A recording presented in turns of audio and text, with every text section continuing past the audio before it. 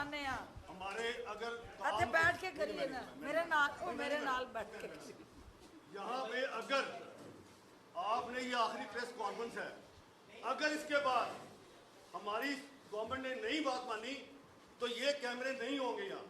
और मैं आज मिनिस्टर साहब आपको बता दूं, आपका पीर का इजलास भी नहीं होगा इंशाअल्लाह ताला जो आप करने जा रही है उधर असेंबली में। मैंने आपका बजट इजलास नहीं चलने देना।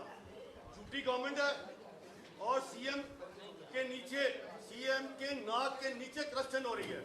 अच्छा चलो बैठो ना, खिताब ये जो करप्शन वाली गवर्नमेंट है, सीएम के सारा स्टाफ करप्ट है, सारी ब्यूरोक्रेसी करप्ट है। अच्छा चलो आओ ना, बैठ के करो, बैठ के ओ बैठ के करो ना, बैठ के करो ना अरशद, बैठ ना, बैठ गल करी। ओ ये खिताब नहीं करना ना।